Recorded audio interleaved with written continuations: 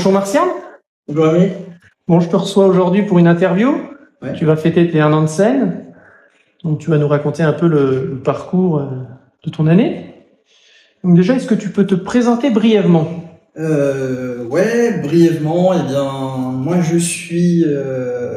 j'habite en Espagne, tu vois, et je suis itinérant sur toute la France, où je fais 6 semaines en France, 6 semaines en Espagne, et ce qui me permet en fait d'intervenir partout en France, et notamment à Troyes, assez fréquemment. Tu vis en Espagne, mais tu es français. Tu es né Ouais, en je suis France. français, ouais. Qu'est-ce qui t'a donné envie de monter sur scène? Wow. Qu'est-ce qui m'a donné envie de monter sur scène? Plein de choses en fait. Déjà, j'ai peur que ça prenne un peu de temps ça. Tu sais, j'ai fait une longue carrière sportive dans la moto, à laquelle j'ai mis un terme. Et quand tu passes d'une vie de pilote et de compétition à une vie traditionnelle, métro, boulot, dodo, eh bien, il te manque quelque chose. Et en fait, c'est quelque chose que j'ai un petit peu trouvé dans le stand-up. Et puis au-delà de ça, depuis toujours, j'étais un petit peu le pitre de l'école et de la famille. Donc voilà, à un moment, ça a matché. Et voilà, en fait, je suis en compensation peut-être. Donc oui, ça fait 1 an que tu fais de la scène. Et est-ce que tu pourrais nous donner ton ressenti de l'année que tu as passée sur scène? J'ai un ressenti qui a été variable. En fait, il y a des fois où j'étais hyper content de moi. Je suis super content d'avoir progressé. Enfin, vraiment, je suis fier de moi en sortant de scène. Et puis, il se peut que la scène d'après, je sois complètement dégoûté parce que je me suis pas trouvé à la hauteur de l'événement. En tout cas, je suis pas content de moi. Ceci dit, en fait, moi, je trouve que c'est plutôt par les défaites qu'on apprend. La réussite, en fait, t'apprends pas grand chose. Et ceci dit, ça me fait travailler mentalement, ça m'occupe. Ouais, je suis super content de ça quand même. Moi, je suis pas après, je peux détailler, hein, mais notamment, j'ai fait des rencontres, voilà, c'est quand même, j'ai fait passer une belle année. Une année riche, Ouais. nourrissante. Est-ce que tu te considères humoriste? Et si oui, depuis quand? Eh ben, moi, j'ai un peu le syndrome de l'imposteur, tu vois, c'est-à-dire que j'ai vraiment du mal à me dire je suis humoriste. D'ailleurs, je le dis pas. C'est toi qui vas le dire, mais c'est pas quelque chose que je dis. J'aurais plus de facilité à dire je fais du stand-up. Et je dirais peut-être pas d'ailleurs je suis stand-upper. Euh, et je pense, ouais, c'est un point sur lequel peut-être il faut que je travaille, c'est-à-dire accepter. Voilà. Est-ce que tu as des projets professionnels avec l'humour? Les projets professionnels. Alors moi, j'envisage pas l'aspect professionnel dans le stand-up. Ça veut pas dire que si ça arrive, je le prendrai pas. Ça veut juste dire je me mets pas de pression, je me mets pas d'objectif pro. Mon objectif là, j'ai la chance voilà, de pas avoir besoin de ça pour vivre. Et là aujourd'hui, mon objectif c'est de m'amuser, de progresser et puis d'être actif. Voilà. Donc, mais j'ai pas d'ambition professionnelle là-dessus, pas du tout. Et sinon, tu es à combien de scènes à peu près depuis que tu montes sur scène? Ah, c'est super dur. Je sais pas, franchement, je dirais entre 30 et 50 peut-être, je sais pas. Et tu montes à quelle régularité sur scène? Ces temps-ci, alors moi c'est très irrégulier parce que quand tu passes 6 semaines en Espagne, je monte pas du tout sur scène. Mais par contre, quand je suis en France, j'essaie d'avoir une fréquence d'une fois par semaine, quelques fois c'est 2. Ces temps-ci, là, ça s'accélère un petit peu, on est pas mal monté sur scène, donc, et je vois la différence d'ailleurs. Plus on travaille, plus on monte, ouais, plus on progresse, et donc j'aimerais monter encore plus. Mais là, c'est plutôt 2 fois par semaine, quoi, on va dire max. Quel a été ton meilleur et ton pire moment sur scène? Ok. Le meilleur, moi, ça a été le tout premier, la toute première scène. C'était en même temps que toi, cette toute première scène. En fait, j'avais pas dit à ma famille que j'allais faire ça, et je leur ai donné rendez-vous. Ici, 3 fois plus, je leur ai donné rendez-vous sans leur dire ce qui allait se passer. Je leur ai dit il y a une surprise, et en fait, je suis monté sur scène. Et ouais, c'était sympa. C'était sympa. J'ai bien aimé ce moment. Le pire, c'est assez facile. Le pire, ça doit être ma 3e ou 4e scène, et c'était ici même. C'était 3 fois plus. J'ai fait un sketch. qui pour moi en fait il y avait pas de méchanceté apparente dedans. Et j'ai bien vu que ça prenait pas du tout, quoi. Vraiment, le public c'était froid de chez froid, rapide. Et en fait, je suis complètement idiot. C'est qu'au moment où je me rends compte que ça fonctionne pas, et plutôt de changer de cap, j'en rajoute, quoi. J'en rajoute dans la lourdeur de la vanne, ce qui fait qu'à la sortie de scène, il y a des filles qui m'attendaient pour me dire ouais Martial, on n'a pas hyper aimé ton sketch, on l'a trouvé un petit peu sexiste. Ouais, je l'ai pris un peu en pleine face, ouais, c'était un petit peu dur. Parce que c'était pas dans mes intentions de blesser, et là j'ai vu que ouais, ça avait blessé un petit peu. Ouais. Ça a blessé. Et toi, tu t'es senti blessé au niveau artistique ou au niveau personnel? Parce qu'on t'a dit que la sortie de scène. Plutôt perso, parce que c'était pas dans mes intentions, et parce que l'histoire, en fait, c'était une histoire perso que je racontais, et que forcément c'est sorti de son cadre, tu vois. Donc ouais, les mots. En plus, bon, bah, moi je suis un boulet, quoi, tu vois. J'ai tendance à avoir un humour de lourdeau entre potes, tu vois. Je fais toujours des vannes bien lourdes. Bon, moi c'est ce qui me fait rire, hein, le pipi caca, quoi, d'une manière générale.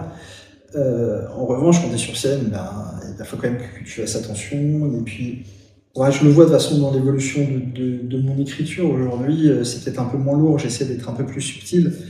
Même si ce sketch-là, je l'ai pris pleine face, mais il m'a fait progresser. Encore aujourd'hui, j'y pense quand j'écris un sketch. Ouais. Est-ce que tu t'étais préparé à un jour prendre un bide? Je sais pas si on peut se préparer à ça. Je suis pas sûr qu'on se prépare. En revanche, tu sais que ça va arriver. Tu vois. Ouais, je savais que ça allait se produire. Je savais que ça serait douloureux. Mais je te le redis, moi je trouve qu'on apprend beaucoup de nos échecs, beaucoup plus que de nos réussites. Quel humour te correspond le plus en fait? Qu'est-ce qui définit ton humour? Ouais. C'est difficile à dire parce qu'en fait, ce qui me fait rire n'est pas forcément ce que je fais.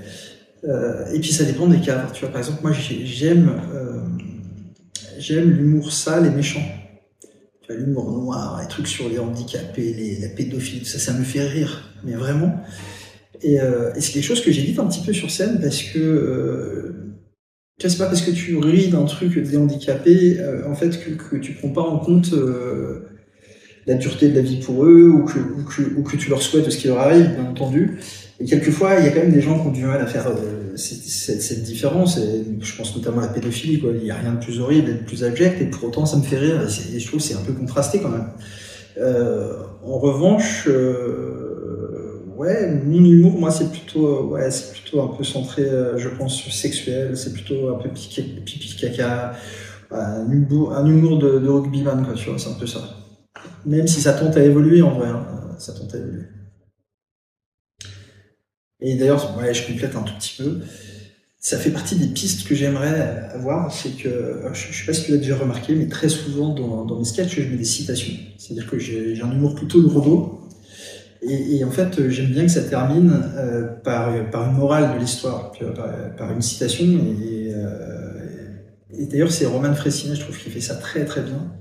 Roman Frécinet, il assure, je trouve, c'est que derrière ces sketchs, très souvent, il y a une morale qui est intéressante et qui fait réfléchir. Au-delà de nous faire rire, en fait, l'humoriste, il sert aussi à ça, quelquefois, c'est à te faire réfléchir. Tu nous parles de Roman Frécinet. Est-ce que tu as d'autres humoristes ou d'autres artistes, hein, ça peut être des musiciens, des danseurs, des chanteurs, qui t'inspirent et qui te servent de modèle? Bien sûr.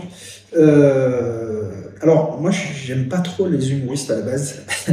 C'est assez particulier, mais en fait, ouais, j'ai l'humour assez frigide, on va dire. C'est que ouais, c'est dur de me décrocher un rire. Faut me surprendre. Et ceci dit, il y a des artistes que j'admire. Des morts, certains qui sont morts, et en fait, je pense à Coluche parce que derrière l'humour qui était plutôt très très bien écrit, il y avait aussi une morale, un côté humain que j'ai beaucoup aimé. Et je retrouve ça un petit peu moi chez Artus. Artus, je trouve beaucoup de qualité. Je trouve qu'il peut rire de tout, et ça c'est une vraie qualité. Et en même temps, tu sens de la bienveillance et de la gentillesse dans le bonhomme. Tu vois, il fait un sketch comme... Moi, je trouve ça assez couillu, quoi. Il fait un sketch sur les tueurs en série. Et sinon, mon artiste number one, hein, celui qui vraiment Et bon, on peut dire un guide pour moi, c'est Marley. Marley, en fait, je trouve que c'est un maître à penser, quoi. Sur le côté philosophique du thème. Est-ce que tu t'interdis des sujets ou des thèmes dans l'humour? Ouais, je peux pas dire que je me les interdise, mais tu vois, par exemple, je fais une scène au clos sur laquelle tu étais il y a une semaine, c'est ça? Il y a une semaine, en fait, j'avais préparé un sketch. J'avais préparé un sketch sur plutôt des ethnies. Et 5 minutes avant de monter sur scène, je me suis dit, je peux pas le faire, et j'ai changé, en fait. Et en fait, comment te dire? Tu fais du ski ou du snowboard? Non. Non. En fait, j'ai remarqué un truc quand tu fais du snow, par exemple, pour ceux qui font du snowboard, tu veux faire une figure à l'approche d'un saut, un truc comme ça.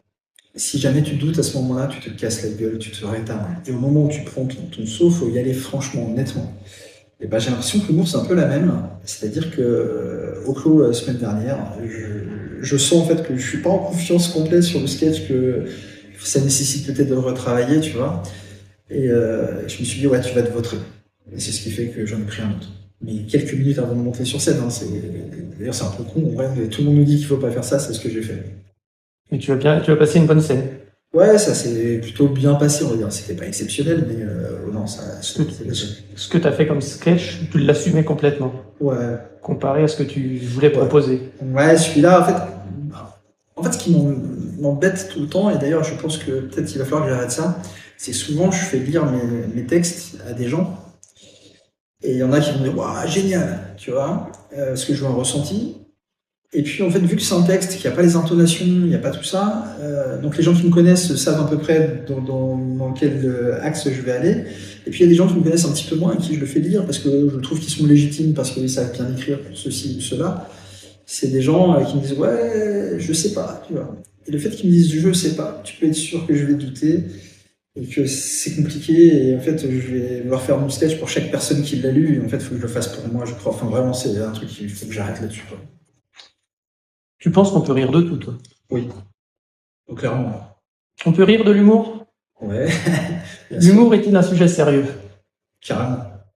Carrément, ouais. Alors, d'ailleurs, dans le sujet, c'est Henri Bergson. Je sais pas si tu connais Henri Bergson. Henri Bergson qui disait que l'humour comment dire, est réservé aux gens intelligents. C'est pas tout le monde qui peut rire. Bien souvent, les gens ne sont pas capables de rire. Ouais, casse-toi en fait. Non mais sérieusement, c'est ouais, je sais pas si j'ai grand chose à dire avec ces gens-là, quoi. Tu vois, la vie, elle est vraiment tellement contraignante, et je suis pas obligé de te focaliser sur l'aspect négatif de la vie. Tu vois, récemment, je travaillais avec une personne, et alors c'était pas dans le cadre de l'humour du tout, hein, c'est dans mon cadre pro, mais en fait, cette personne me dit je supporte pas les gens de bonne humeur. Triste, le mec. C'était une femme. Elle me dit, je supporte pas les gens de bonne humeur. Et forcément, moi, j'arrive avec plein de bonne humeur au boulot, tu vois. Et ouais, je l'ai pris un peu pleine face une nouvelle fois. Et elle me dit, en fait, les gens qui sont de bonne humeur, c'est des gens qui se voilent la face sur la réalité de la vie, qui voient pas quelles sont les violences qu'on inflige aux autres êtres humains, violences faites aux femmes, aux enfants, ainsi de suite, et les violences qu'on fait à la terre. Et en fait, je pense qu'elle confond le fait de rire et le fait de pas combattre des choses des causes qui seraient plus nobles, mais en fait, par le rire, tu peux très bien l'atteindre, tu vois. Et je la trouve très limitée, donc tant pis pour elle.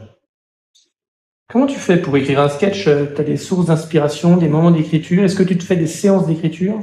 Non, moi, c'est pas bien du tout ce que je fais. C'est pas bien du tout, parce qu'en fait, mon inspiration, elle vient essentiellement quand je conduis. Je suis en train de conduire, et là, j'ai les idées qui fusent, et quelquefois, en fait, en quelques minutes, j'ai un tsunami d'informations. Ça, il faut vite que je le note, parce que je sais que dans 10 minutes, je l'ai oublié. Donc souvent, ouais, j'utilise un petit peu mon téléphone en mode dictaphone, tout ça, pour pouvoir saisir l'idée tout de suite. Et puis, à contrario, quand je veux écrire, je me mets, et j'ai un peu le syndrome de la page blanche, je me dis, je vois pas comment l'orienter, comment le voir.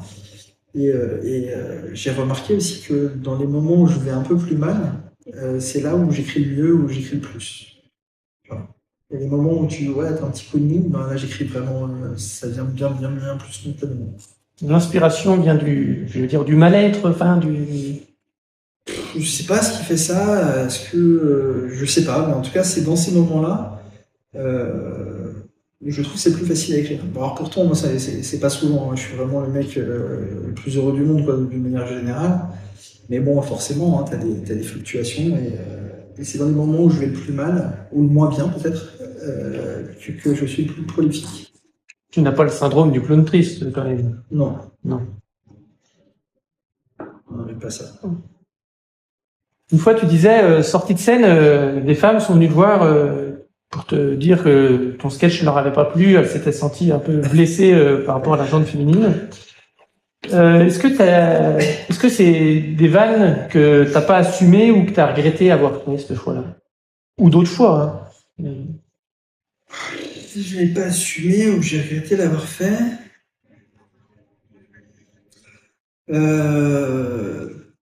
J'ai regretté plutôt la façon dont je l'ai fait. Et j'ai regretté le fait que ça ait blessé. J'ai pas regretté. En fait, mes vannes, cette vanne-là, ouais, elle aurait pu. Enfin, je pense que c'est vachement lié également à l'atmosphère qu'il y a dans la salle ce jour-là aussi. Par exemple, je fais un sketch à Barcelone, je joue à Barcelone, mais ça cartonne, quoi. Mais vraiment, ça cartonne. Et le lendemain, je jouais à Pézenas.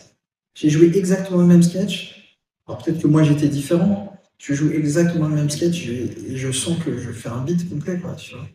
Et est-ce que c'est lié au public, là, je sais pas, l'énergie qui s'en dégage? Est-ce que c'est lié aussi à moi, la façon dont j'ai mes intonations, mes silences? Est-ce que je suis arrivé trop confiant? Je sais pas. En tout cas, ce sketch qui m'a fait faire mon plus gros bide, je pense que j'aimerais le refaire. Et le retravailler et le refaire et voir si ça peut fonctionner. Est-ce que d'ailleurs, il faudrait que je le re-regarde maintenant avec un nom de plus si je le traiterais de la même façon. Peut-être que je pourrais le corriger, le modifier et qu'il serait intéressant. Lorsque tu montes sur scène, qu'est-ce qui te rend le plus heureux? Qu'est-ce qui t'apporte le plus de satisfaction? Est-ce que c'est la recherche du sketch, de l'écriture ou de le jouer devant le public, la réaction du public? C'est un combiné de tout ça, mais moi je le vois un petit peu en mode compétiteur, comme je l'étais en moto, où ce qui m'intéresse, c'est de voir une progression. Tu vois, je suis parti d'un endroit, et qu'est-ce que j'ai pu corriger? Je me donne des objectifs, tu vois, qu'est-ce que je pourrais modifier, qu'est-ce que je pourrais changer. Et ouais, quand les planètes sont alignées, quand même t'es content. Alors, forcément, il y a la satisfaction quand le public se marre parce que t'es un peu là pour ça. Je suis aussi satisfait quelquefois à l'écriture. Ouais, il y a un peu tout, hein, vraiment, mais je pense que c'est un ensemble. Par contre, moi j'ai vraiment du mal, c'est-à-dire que je peux faire un sketch qui a plutôt bien fonctionné, et puis être déçu de moi, quoi, tu vois, parce que j'ai loupé une vanne, j'ai oublié un truc, parce que j'ai raté, tu vois, un truc sur lequel je suis pas bon du tout là-dessus encore. C'est quelquefois je saisis pas les perches qui me sont tordues par le public, tu vois, ils vont avoir une réaction et moi j'ai peur de zapper mon texte et je vais dans la continuité de mon texte et je me dis mais c'est dommage parce que t'avais quelque chose là, fallait le travailler et le mec tu l'as un petit peu oublié, tu l'as laissé de côté, quoi, c'est dommage, j'avais été donné un bon élément. Tu as identifié les pistes d'amélioration Ouais, il y en a plein, pour progresser, quoi. Il y en a plein, c'est-à-dire que tout peut progresser. J'ai la chance, en fait, je trouve, de ne pas être trop timide. J'ai plutôt une aisance dans l'expression. En revanche, moi, sur l'écriture que je pense que j'ai le plus à progresser, je suis pas assez fin, tu vois. J'ai pas l'écriture que toi, tu as. J'ai vraiment pas cette écriture. Ouais. Je reprends Marley, en fait, je t'ai dit que Marley, c'était me mettre à penser. Et en fait, on est dans une société que je trouve être un petit peu individualiste. Et bon, d'ailleurs, je l'ai vu dans ce milieu, pas plus comme ailleurs, quoi, hein, mais j'ai des gens qui ont absolument pas envie de t'aider ou autre, voilà. Mais j'ai vu l'inverse aussi. L'inverse, et moi je crois beaucoup en l'unité, et le fait, et là c'est exactement ce qui est en train de se produire, hein, c'est qu'on est en train de se réunir à plusieurs artistes, et je vois bien les bienfaits que ça a sur le regard que les autres ont sur ce que je fais et sur ce que moi je vois d'eux. J'ai envie d'être un kleptomane, je leur pique leur qualité et en fait qu'ils prennent les miennes avec grand plaisir. Tu vois. Et sinon, tu as des actualités, des scènes à venir, des choses dont tu veux nous parler? Ouais, des scènes à venir. Donc, il y a une scène qui va se préparer avec le quartet. Donc, le quartet, c'est 4 artistes dont tu fais partie, avec Freddy, Moussa et moi-même, où on va pouvoir aller jouer, on va aller jouer à Limoges. On a fait un comedy club là-bas qui va nous accueillir. Il y a ça. Il y a il y a des scènes qui vont se faire peut-être, on espère, en tout cas côté belge. On a des scènes qui vont se faire sur Paris. Le 3 fois plus, on a une scène, on a un spectacle complet qui va se faire 2 fois 45 minutes avec toi Rémi, qui sera le 16 octobre ici au 3 fois plus. J'espère dans cette salle qui est le Jungle. Ouais, il y a de l'actu, ouais, ça avance. Voilà. C'est bon? Ouais. Ok. Merci à Merci. toi. Merci Rémi.